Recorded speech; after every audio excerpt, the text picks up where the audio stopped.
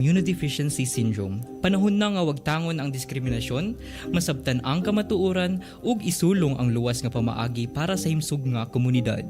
Nakabalo ba mo nga ang HIV usa ka virus nga moatake sa immune system ug kun dili matambalan kini mo resulta sa AIDS? Matod pa sa Department of Health, makatakod pinaagi sa mga lawas ng likido sama sa dugo, similya, vaginal fluids o gatas sa inahan.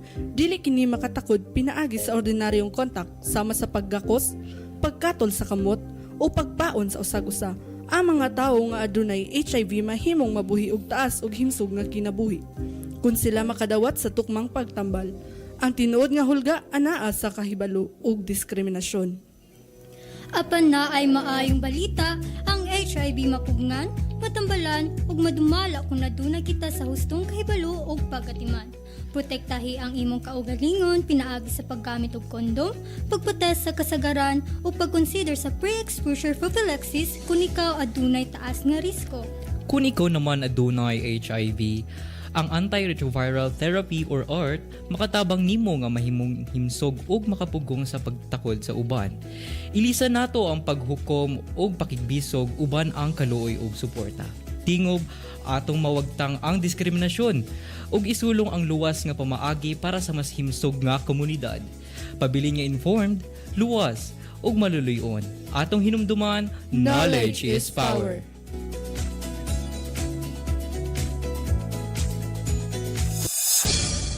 This is 104.5 DXBU 104.5. Lord.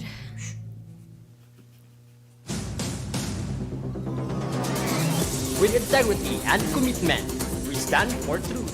No bias, no agenda, just pure, unfiltered news you can rely on. Stay informed, stay aware, stay ahead. This is BukSU 104.5 FM, the voice of Bukidnon State University, your smart, educational, and community-based FM radio station of Bukidnon State University. This is BukSU News Patrol. You are listening to the XBU 104.5 FM, the smart, educational, and community-based FM radio station of Bukidnon State University. Mga kailagalahan, good morning and welcome to the program. This is DXBU News Patrol. Bringing the latest news from local, national, and international that matters. Once again, good morning Malaybalay City, good morning Province of Bukidnon, good morning Bukidnon State University. Mga kailagalahan, kumusta? And of course, hope you are in a safe place today. And of course, mga igalan, you're tuning into DXB 104.5 FM. I am Kyle Christian Flores, together with Marceline Amolato. Charis Lagumbay. Today is Thursday. It's the 10th day of July 2025. Mga kailaga, ladies and gentlemen, especially good morning to our BukSU community, to the BukSU Smart Workforce. And of course, good morning to our university officials. And we would like to thank the following, especially to our Smart Bukidnon State University President, Dr. Joy M. Mirasol, together with our Vice Presidents. Vice President for Research, Extension, and Innovations, Dr. Carina Juan V. Barroso. Vice President for Academic Affairs, Dr. Hazel Jen M. Abuela. Vice President for Administration and Finance, Mr. Dante S. Victoria Jr. Vice President for Culture, Arts, Sports, and Student Services, Dr. Lincoln B. Tan. To our DXB Operations Manager, Engineer Manuel Chad G. Agurov, and to our DXB News and Technical team on duty today. Yes, at last kid complete.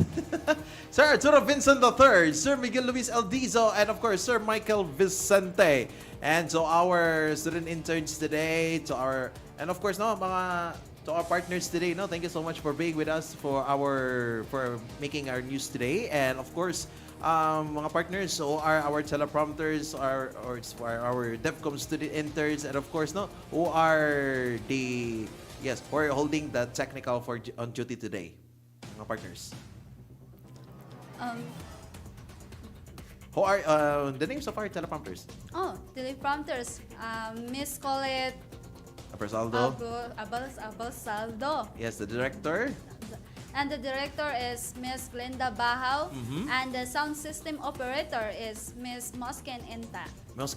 And of course, shout out also to our student assistant, si Sir Gino Taer, Yeah. sa air. And of course, mga kaigalan na to, we are live on our live stream today at DXB 104.5 FM station and to our YouTube channel DXB 104.5 station. Please like and subscribe, mga kaigalan, no? And so that many people will be well informed here at what's happening here at the DXBU, to the Bukidnon State University, and of course to the entire nation. Now let's start off, mga higala, with our news today, with our headlines this morning.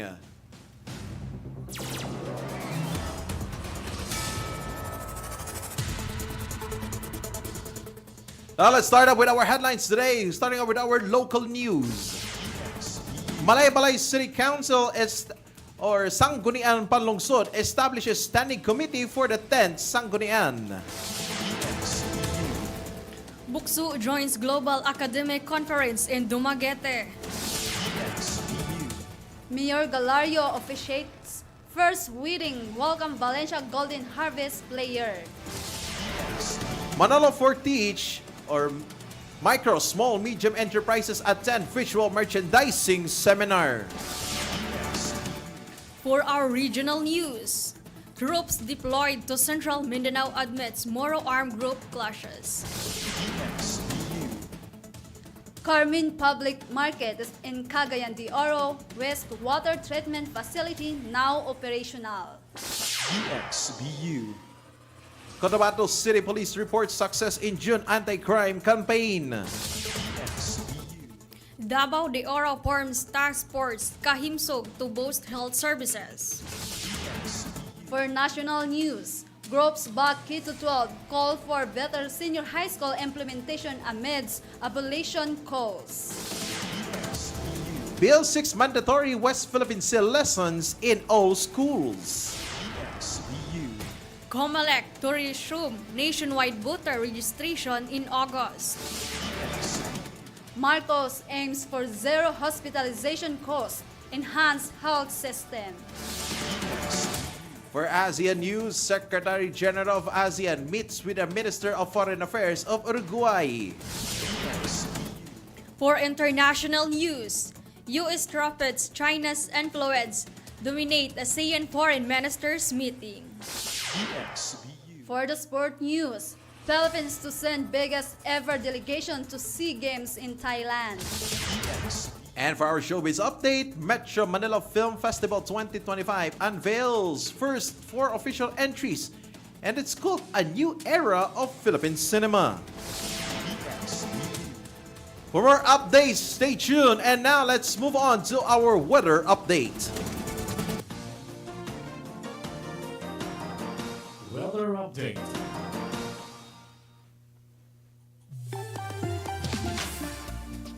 Now let's move on to our weather update. Today is Thursday. It's the 10th day of July 2025. Based on a Pag-asa 4 o'clock in the morning weather forecast, there is no tropical cyclone within the Philippine area of responsibility or PAR. However, a low-pressure area is currently monitored located at approximately 540 kilometers northeast of Itbayat, Batanes. This LPA has a low chance of developing into a tropical cyclone and is likely to exit the Philippine area of responsibility soon. Northern Mindanao will experience partly cloudy to cloudy skies with scattered rain showers, lightning, and thunderstorms due to the prevailing southwest monsoon or habagat. Light to moderate winds from the southwest are expected, leading to wave heights to 0.6 to 2.1 meters in the coastal waters of Mindanao. Here in the province of Bukidnon, including the city of Malaybalay, the city of Valencia, and the nearby areas, will experience partly to cloudy skies with isolated rain showers or thunderstorms due to the southwest monsoon or hanging habagat. Light to moderate winds coming from the southwest directions will prevail. Possible flash floods or landslides during the severe thunderstorms. Here in the Malaybalay City, the temperature ranges from 90 degrees Celsius to 31 degrees Celsius. Minimum temperature recorded today was 19.7 degrees Celsius at 5 o'clock in the morning, while the maximum temperature yesterday reached 29.5 degrees Celsius at 2 o'clock in the afternoon yesterday. The maximum related humidity this morning was 95% at 5 o'clock in the morning, and minimum related humidity yesterday was 71% at 2 o'clock in the afternoon yesterday. Sunrise today was at 5:28 in the morning and sunset will be later on at 6:02 in the evening. BukSU. That's it for our local. That's it for our weather update today. Now let's move on to our local news. Bringing you the heartbeat of our community. Local news.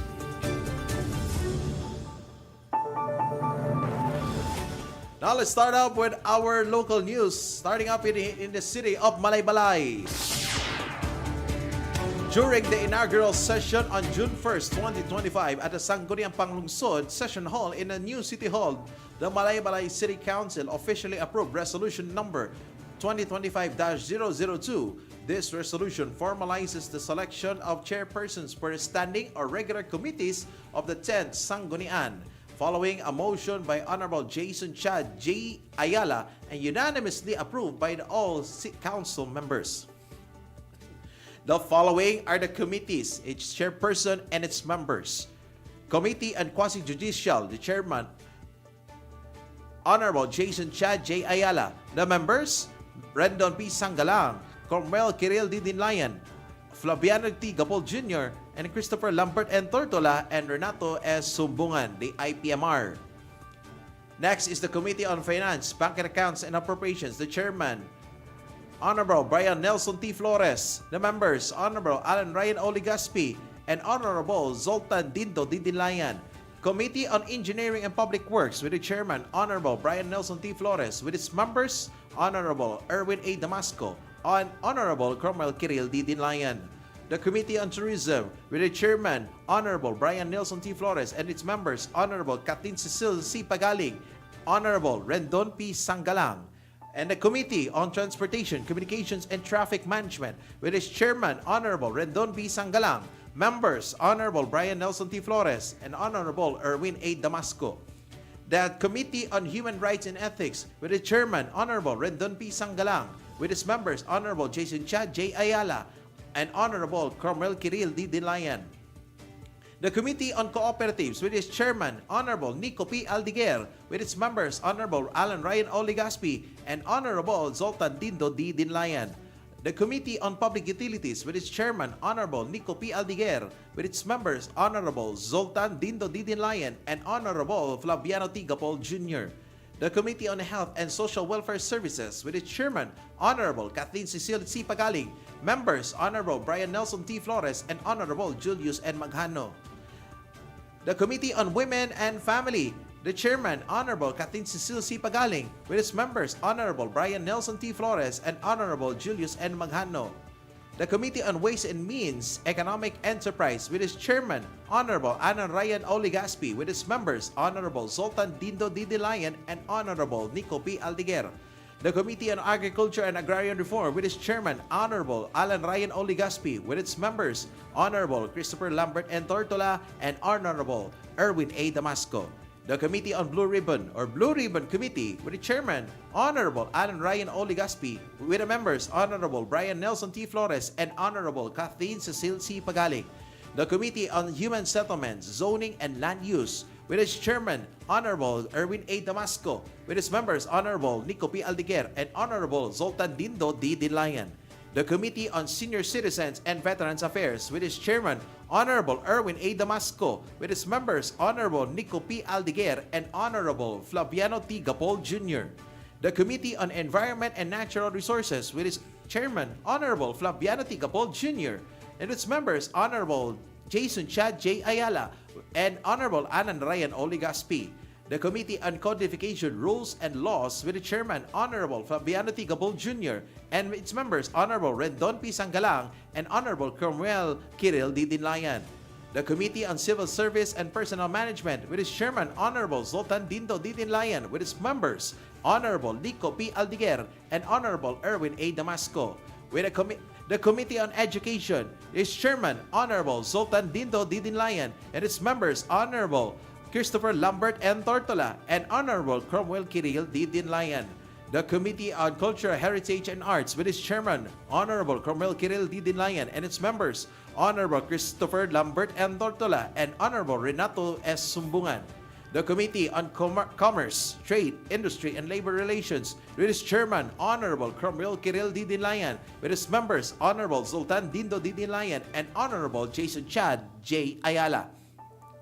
The Committee on Ethnic and Indigenous Cultural Communities and Development, with its chairman, the IPMR, Honorable Renato S. Sumbungan, with its members, Honorable Cromwell Kiril Didinlayan and Honorable Christopher Lambert L. Tortola. The Committee on Youth and Sport Development, with its chairman, Honorable Christopher Lambert N. Tortola, the president of the SK Federation here in Malaybalay City, with its members with Honorable Brian Nelson T. Flores and Honorable Kiril D. Dinlayan. And the Committee on Peace and Order and Public Safety, with its chairman, Honorable Julius N. Manghano, the Liga of mga Barangay President of Malaybalay City, with its members, Honorable Sultan Dindo Dinlayan and Honorable Alan Ryan Oligaspi. The Committee on Barangay Affairs and Community Development, with its chairman, Honorable Julius N. Manghano, the Liga of mga Barangay President, with its members, Honorable Flaviano T. Digapol Jr. and Honorable Christopher Lambert N. Tortala. These committees are crucial for the efficient functioning of the legislative body, allowing for focused attention on various sectors and concerns within the city.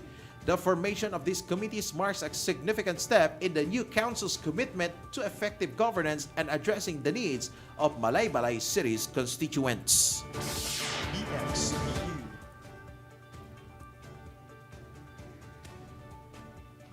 Bukidnon State University is participating in the 5th Hanseatic League of Universities Annual Conference, a global gathering of academic institutions held on July 9 to 10, 2025 at Silliman University in Dumaguete City. The conference brings together universities and partner organizations worldwide to share insight and foster international partnership, particularly on innovation in higher education. Representing BukSU, our university's president, Dr. Joy Emerson, Program Chair for Global Excellence, Mr. Joseph L. Gilasio, Executive Assistant 3rd, Ms. Julie Chris B. Malaria, and Head of Presidential Technical Operation, Ms. Astrid Gel E. Catulpos. During their visit, the BukSU delegation will also conduct benchmarking activities at Silliman University, focusing on areas like its global studies center and strategies for improving global rankings. These efforts align with BukSU's vision of becoming a globally engaged university. Dr. Joy Emerson will also serve as a parallel session speaker on day 2, presenting on empowerment-based management, a leadership approach emphasizing collaboration, innovation, and institutional transformation. BukSU's participation underscores its commitment to internationalization and strategic partnership for quality education and global engagement. BukSU. Mayor Amy Galario personally officiated her first wedding since assuming office on July 8, 2025, marking a historic moment for the city. The ceremony, attended by the family and witnesses, highlighted the local leadership's role in strengthening an institution of family. Mayor Galario expressed her joy in being part of such a significant life event for the Valencianos. On the same day, Mayor Galario received a courtesy call from Henry Iloca, an import player for the Valencia City Golden Harvest. Iloca was instrumental in the team's victory of the Pasalamat Open Invitational Basketball Tournament. He extended his gratitude for the local government's support and the warm welcome from the people of Valencia. This event underscores the mayor's direct engagement with the community, from personal milestone to celebrating local sports achievements. BukSU. Micro, small, and medium enterprises in Manolo Fortich participated in a visual merchandising seminar held at Dreams Residence, Barangay San Miguel, as part of this July Business Forum Month. The seminar focused on visual strategies for selling products or services, including identifying different types of consumers and their needs. DTI 10 Trade Industry Development Specialist Aravelia M. Baltazar served as the resource speaker. Representatives and marketing specialists from MSMEs such as Polka's Agri-Trade, Mela's Homemade Food Trading, Bukidnon Community Cooperative, Lowlands Supermart, and Rapid were among the participants. On the same day, a social media marketing seminar was also held, led by the Negosyo Center Office in cooperation with the Manolo Portage Chamber of Commerce and Industry Incorporated and the Local Economic Development and Investment Promotion Office. This activity aligns with Mayor Rogelio Enqueño's Port 10-point agenda, employment opportunities through livelihood, commerce, and trade. BukSU. Covering the stories that matter across the region. Regional News.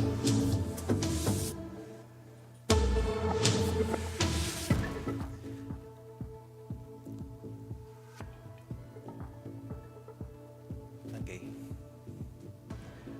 Alright mga partners, mga higala no, starting up with our regional news.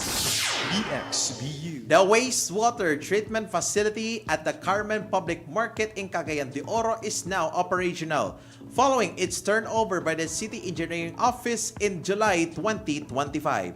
The project, implemented by the City Economic Enterprises and Business Development Administration or CIBDA, this is part of the market's cleanliness and sanitation campaign, aligning with DNR-EMB regulations. Mayor Rolando Clarex Uy stated that the facility marks a significant step in realizing the CDO RISE agenda, which prioritizes clean and safe environments in public markets. CIBDA head Mary Sean Molig previously indicated the project was nearing completion and expected to be functional by mid-July. This new facility aims to ensure proper wastewater management, contributing to public health and environmental protection in the bustling market area. BukSU.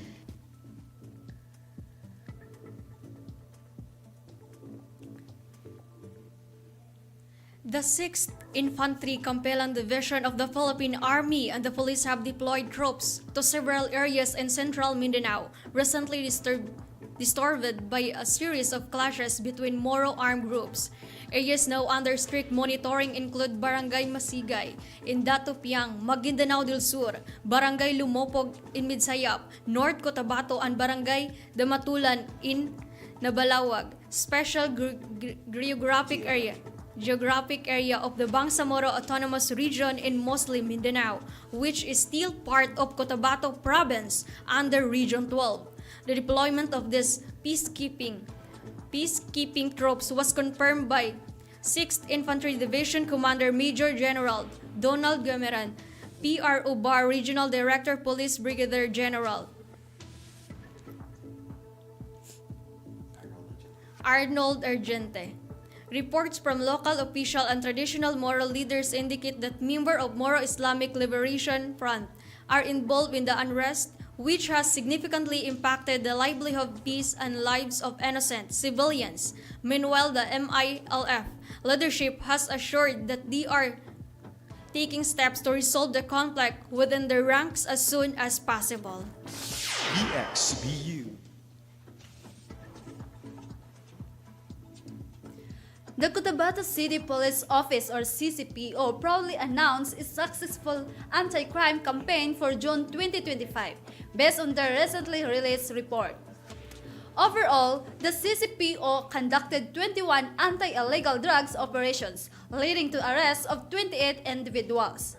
The estimated value of confiscated illegal drugs from this operation reached approximately 769,224 pesos. Meanwhile, the police also carried out 7 operations related to lost firearms, resulting in the arrest of 2 individuals, the confiscation of 3 firearms, and the voluntary surrender or deposit of 5 others. In continuous operation against wanted persons, authorities successfully arrested 13 individuals.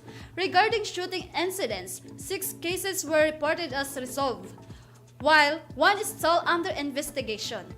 Police Colonel Jeben M. Bongkayaw, City Director of the Cotabato City Police Office, leads these intensified operations in response to the national government's directive to ensure public safety under the campaign #Sa Bagong Pilipinas ang gusto ng pulis, ligtas ka.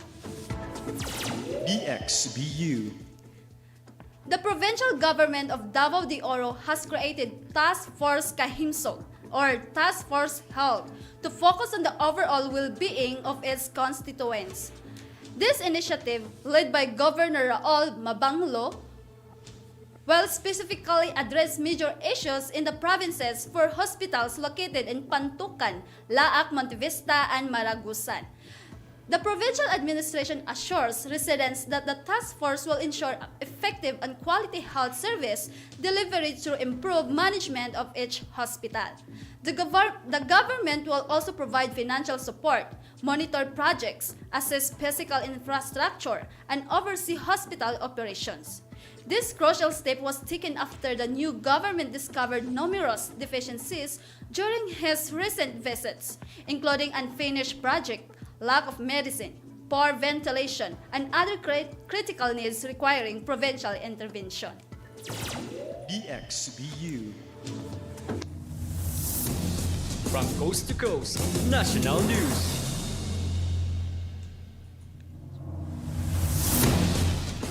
Starting off with our national news. BukSU. Amidst renewed calls to abolish the senior high school curriculum, various universities, schools, religious institutions, private sector representatives, and civil society groups have issued a joint statement. They reaffirmed their support for the K-12 program and advocate for its improved implementation. In a manifesto posted by Ateneo de Manila University, prominent individuals including Archbishop Socrates Villegas and former Secretaries Butch Abad, Cesar Purisima, and Narzalina Lim joined other stakeholders in backing the program. Signatories emphasized that a strong basic education system, including senior high school, is crucial for a qualified workforce and the nation's economic competitiveness. The coalition statement responds to Senate Bill No. 3001, which seeks to repeal the senior high school component. They assert that the senior high school is part of the solution, providing practical and employable skills when properly implemented. While acknowledging issues like learning gaps and poor industry alignment, they urge the government to address this through reforms in teacher training, curriculum relevance, and stronger public-private collaboration rather than abandoning the program. BukSU. Classroom lessons on the West Philippine Sea could soon become as mandatory as math and reading, following the filling of House Bill 1625 on Wednesday, July 9, authored by the West Philippine Sea bloc of lawmakers. The bill mandates all public and private schools to teach the 2016 arbitral ruling that invalidated China's expansive claims in the South China Sea in favor of the Philippines. While the Department of Education current curriculum already includes lessons in the West Philippine Sea, House Bill 1625 aims to legally require elementary and high school students to learn the history and legal basis of the Philippines jurisdiction, including the impacts of China, incursions of food security. The measure stressed that defending the Philippines' sovereign rights requires building awareness and civic responsibility among the youth. The proposed West Philippine Sea Mandatory Education Act of 2025 also details specific topics like the Philippines' exclusive economic zone rights, the significance of UNCLOS, and the cultural and economic importance of these waters to Filipino fishing communities. DepEd will work with relevant agencies to develop the curriculum, ensuring students understand the PCA ruling significance and China's non-compliance. BukSU. The Commission on Election or COMELEC will hold a nationwide voters registration in August for the upcoming December Barangay ng Sangguniang Kabataan Election or BSKE. The absence of law postponing them, COMELEC Chairman George Garcia confirmed yesterday that 7-member commission agreed to resume registration, primarily to allow more voters, especially those aged 15 to 17, to participate in the Youth Council's polls. Garcia noted that COMELEC has suspended the originally scheduled July registration due to the possibility of the BSKE being postponed. Regarding the first Bangsamoro parliamentary elections, the COMELEC has extended the deadline for submitting candidates' pictures for official ballots until July 15. Ballots for these parliamentary polls will feature both candidates' pictures and political party logos. BukSU. For our last part for our national news, President Ferdinand Marcos Jr. is pushing for a healthcare system where patients incur zero or minimal hospitalization expenses despite current funding constraints. Speaking yesterday during the distribution of ambulance units to local governments in Manila, Marcos assured the public of ongoing government efforts to gradually reduce medical costs and improve health services nationwide. The president expressing an aspiration for patients to only pay a minimal administrative fee similar to systems he's observed elsewhere. He acknowledged this goal isn't immediately achievable due to the funding issues but emphasized meticulous budget management to fast-track improvements. Presidential Communication Undersecretary Claire Castro added that Marcos envisions reduced or zero out-of-pocket expenses for patients and expanded PhilHealth coverage.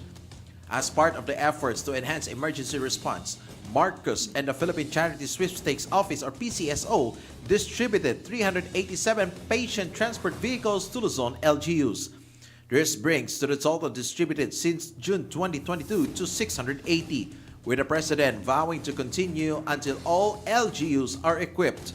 Each PCSO donated vehicle comes with essential medical tools. BukSU. Connecting you to the world. World News. And now let's move on for ASEAN news. BukSU. Dr. Cao Kim Horn, Secretary General of ASEAN, yesterday met with Uruguayan Minister of Foreign Affairs Mario Lovitkin on the sidelines of the 58th ASEAN Foreign Ministers meeting.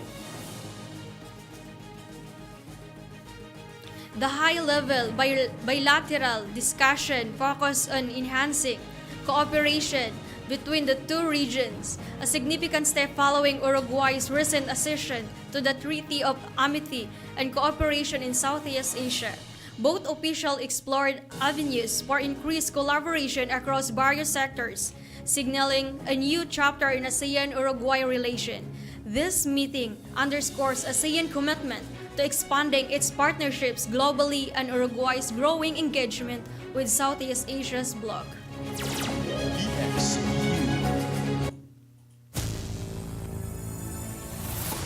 Now let's move on to our international news. BukSU. U.S. Secretary of State Marco Rubio joins his Southeast Asian counterparts in Malaysia today, Thursday, on the 58th ASEAN Foreign Ministers Meeting or AMM and related meetings, where discussions are expected to be dominated by U.S. tariffs and China's growing influence in the region. Rubio's arrival in Kuala Lumpur follows U.S. President Donald Trump's recent escalation of his trade war, including threats of punitive duties on numerous countries, many in Asia. Malaysian Prime Minister Anwar Ibrahim cautioned ASEAN diplomats on Wednesday that tariffs have become sharpened instruments of geopolitical rivalry, signaling a new weather in international relations. While U.S. officials stated Washington is prioritizing its commitment to East Asia and Southeast Asia, Trump's renewed tariffs, effective August 1, target major trade partners like Japan and South Korea with 25% duties. Several ASEAN members including Indonesia, Laos, Thailand, Malaysia, and the Philippines, Brunei, and Myanmar face duties ranging from 20 to 40% if agreements are not reached with Washington by the new deadline. Vietnam is one of only two countries to have reached a tentative agreement. During his first visit to Asia as Secretary of State, Rubio will also participate in a post-ministerial conference and an East Asian foreign ministers' meeting alongside Japan, South Korea, and China. U.S. officials anticipate tariffs will be a key topic, with Rubio emphasizing the U.S. desire to rebalance trade relationships. Rubio's visit coincides with those of his Russian and Chinese counterparts, Sergei Lavrov and Wang Yi, beyond trade. Chinese actions in the Asia-Pacific region, particularly in the disputed South China Sea, are a major focus. Beijing's extensive claims continue to be contested by the Philippines, Vietnam, Malaysia, and Brunei, and have led to increased tensions and deepened ties between the Philippines and Japan with the United States. In January, Rubio reaffirmed the U.S. commitment to the Philippines' defense, and recent joint Coast Guard exercises underscore the unity against Chinese activity in contested waters. BukSU. All the action, all the scores. Sports news. Let's move on to our action here at Sports News. BukSU. With full government backing, the Philippines fielding its biggest delegation to date in the 33rd Southeast Asian Games for December 9 to 20 in Thailand. The contingent will comprise 1,600-strong squad, primarily from team sports. Philippine Olympic Committee President Abraham Tolentino confirmed the biggest SEA Games delegation. The team, set to compete in 574 events across 50 sports, is almost double the 905-member delegation sent to Nonpe 2 years ago with 38 disciplines. The previous largest was 1,115 athletes on home soil 6 years prior. Tolentino noted the massive spike due to the conscious decision to join more team events beyond traditional ones, even including winter sports like ice hockey and ice skating. Despite the significant increase in expenses, Philippine Sports Commission Chair Patrick Gregorio vowed unwavering support and ensuring the national team receives necessary backing. BukSU. Lights, camera, headlines, showbiz news.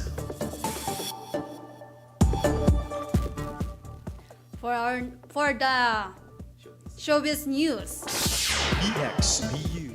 The Metro Manila Film Festival, or MMFF 2025, has officially begun, announcing its first 4 official entries at the ground launch of its 51st edition theme, A New Era for Philippine Cinema. Metropolitan Manila Development Authority, or MMDE, and MMFF Chairman Don Artes noted the high standards set by the last year's Golden Jubilee, aiming to maintain that momentum. Out of 23 competitive submissions, the selection committee, led by both Anson Rodrigo, chose entries based on artistic excellence, commercial appeal, or Filipino cultural sensibility, and global appeal.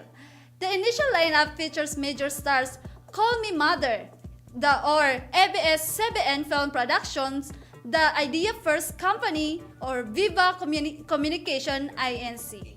Incorporation, starring Vice Ganda and Nadine Lustri, directed by the John Robles Lana, Reconnect, Reality MM Studios, starring Carmina Villaruel, Gloria Diaz, Gerald Anderson, directed by Jed Castro. Manila's finest, or Signal TV Incorporation, headline Piolo Pascual, directed by Ray Reid. The horror anthology, or Shake, Rattle and Roll, Evil Origins, by Regal Entertainment, the Ivana Alawi, Carla Abiliana, Richard Gutierrez, and the Francet Love Team.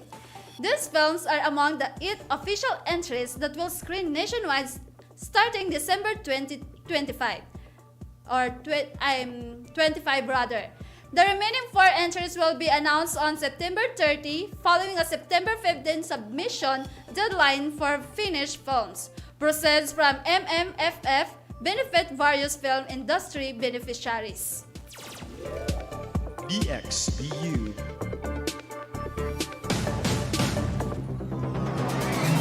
So probably so there are notable, no? Gerald Anderson, Vice Ganda, Ivana Alawi, Franceth Love Team. I did not see anything.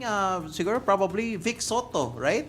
Usually Vic Soto from the Metro Manila Film Festival, Vic Soto, Bong Navarro, and other notable stars. So probably it will be announced on September 15. No, and speaking of movies, mga higala, no, especially to our who are watching right now on the live stream, no. What do you prefer, no? So our you partners, no. What preferred na genre? What kind of genre or what kind of movie that you are interested to watch, no? Is it action movies? Love stories, or is it comedy, or is it horror or suspense? What are your preferred genres, mga partners? For me, partner is love story and comedy. Love story. Wow, love story. Why love story? So you like prefer kilig Yes. kilig moments. All right, and comedy. All right, how about you, partner?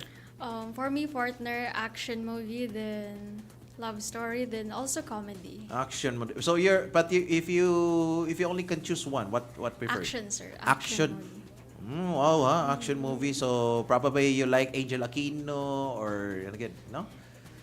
Sige, and of course, mga kaigalaan, mga kaigsunan, no? Mga partners here at the Bukidnon State University, I encourage you to watch our Filipino-made movies that is now internationally acclaimed again, mga higala, especially on the Metro Manila Film Festival. All right, so mga partners, no, we have an announcement that we have, no? Mga partners, do we have any announcements? Yes, partner. Announcement to all of those who are interested to continue master and doctorate the Bukidnon State University graduate studies is pleased to announce additional admission examination schedules for the first semester of school year 2025 to 2026. All right. Oh, mga partners, no? So since it is registered, you can register online, right? So what is the website for the interested applicants that can fill in the application? For those interested applicants may apply online at admissions.buksu.edu.ph. BukSU.edu. Okay, admissions.buksu.edu.ph. Okay? Dili admissions ata. Sige. And what is the possible dates, no? Since July 5 and 6 is already passed, no? What are the other scheduled for the online application? The other schedule is July 12 and 13, 2025. July 12 and 13. That's Saturday and Sunday, right? Right, okay. And of course, no, for those who wish to schedule to apply personally, partner, is there a possibility, partner? Yes, of course, partner. For those interested applicants, if you wish to apply in person, to schedule will be on July 19, 2025 at 8 a.m. at 1 p.m. at the BukSU Auditorium. BukSU Auditorium. All right. What are the necessary requirements? The necessary requirements will be soft copy of a 2x2 ID picture, scanned copy of transcript of records, scanned copy of honorable dismissal, then payment of admission exam fee, 675 pesos. 675. All right. So for those who are interested to become a student here at Bukidnon State University as a master's or doctorate students here at BukSU, no, of course you need to pass the admission test first. For those interested applicants, we look forward to welcome you to our diverse and dynamic graduate studies community. That is an announcement coming from the Admission and Testing Unit of the Bukidnon State University. And of course, mga kaigalaan, no, we like to announce also from the city government of Malaybalay, especially especially to the people who would like to search, no, for a decent job here at the Malaybalay City. The city government of Malaybalay, with the leadership of the city mayor J. Warren R. Pabilyaran, is proudly presents, no, with the PESO office or the Public Employment Services Office or the PESO Malaybalay with 7-Eleven Job Fair. This will be held Tomorrow na po mga higala, July 11, 2025, from 8 o'clock in the morning to 5 o'clock in the afternoon at the People's Hall, New City Hall, here in Casisa, Malaybalay City. Yes po mga higala, no? Local and international. Again mga higala, if you want to work here locally in the Philippines or you want to work and abroad, yes, so they have agencies here. And I will read to you mga partner, the participating companies and the partner agencies for the coming 7-Eleven job, Malaybalay Job Fair. For the local agencies, ACS VA Call Center, OPC, CF Freight Corporation, City Hardware, Credit Access Philippines Financing Company Incorporated, Davao Manpower Incorporated, Fast Distribution Corporation, HC Consumer Finance Philippines Incorporated, or the Home Credit, Hernan AgriVentures Incorporated, Joy Fastline Corporation, or PLDT Home Fiber, Kianan Marketing at Philippines Incorporated, Kianan Ventures Incorporated, M. Motisclaros Enterprises Incorporated, M. Motisclaros Farms Incorporated, M. Motisclaros Holdings Incorporated, and M. Motisclaros Hospitality Corporation, Muti Group of Companies, Powerman and Staff Management Corporation, Republic Biscuit Corporation, or Ribisco, and Rural Transit Mindanao Incorporated, and VXI Global Holdings BV, that is located in Davao City. For the overseas who wants to work in abroad, here are the following agencies or the manpower services: the Adfro Bond Manpower Services, Gulf Asia International Corporation, and Placewell International Services Corporation. With its partner agencies who will be present tomorrow, the Bureau of Internal Revenue, Department of Migrant Workers, Department of Labor and Employment, National Bureau of Investigation or NBI, Pag-ibig Fund Valencia City, Philippine Health Insurance Corporation or PhilHealth Valencia, Philippine Statistics Authority or PSA, and of course, the local government in the province of Bukidnon, mga higala. So if you are interested, please bring with you your resume. Yes, your resume, your application form, and of course, no, expected that there'll be a chance that you'll be hired on the spot. So be early, be prepared, and be hired in the 7-Eleven Job Fair on July 11, 2025, 8 a.m. to 5 p.m. at the People's Hall, New City Hall, Casisang, here in Malaybalay City. Yan po ang ati. So see you there, mga higala. And of course, mga kaigsunan, mga kaigalaan na to for our lives, yes, for our live streaming, mga partners, no? I would like to thank also to the people who are watching right now on their Facebook page at the DXB 104.5 FM station and our YouTube channel DXB 104.5 station. All right, partners. No, anything you want to shout out before we end our program? Shout out to my friends over there, Charles. Shout out Jonaline Fulgencio. Shout out Maribel, and shout out Jade. Shout out Jello. Shout out Mark Dayday. Shout out Brett. Shout out Charles Sabalia. And Pauline Gamot. Shout out. What? Shout out? Shout out. Shout out. Shout out. Shout out. Shout out. Shout. Shout out. Need shout out. Shout out. Not shout out. You gotta shout out. You shout out. Shut up. Shut up, my good sir. It's shout outs, okay? And partner, you have any shout outs also? Yes, partner. I want to shout out my Davcom sister, then my family. Davcom sisters and how about the brothers? All right. Anyways, no, I would like to also to greet also the shout out to the Suklana family, and of course, listening right now to the Sangguniang Barangay of Barangay Casisa. They are listening right now, sir. No, thank you so much for listening here at the DXB 104.5 FM, and of course, shout out also to, of course, no, to the Sangguniang, also to the Purok. Yes, to the Purok Tres Casisang who are listening right now, currently on a meeting today.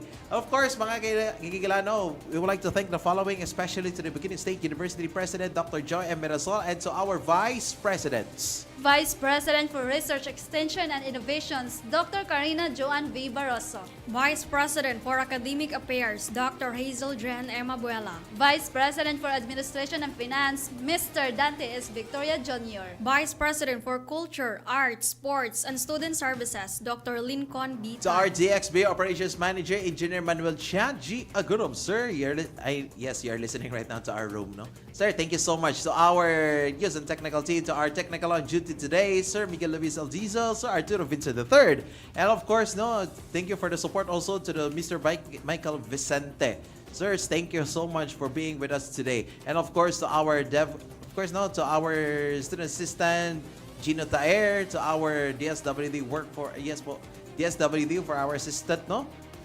Ma'am Cleet Abrasaldo. And of course, no, to our teleprompter. So our teleprompter today, partners? For our teleprompters, Glenda Bahaw. To our director, And Director Colette Abersaldo. alright, okay.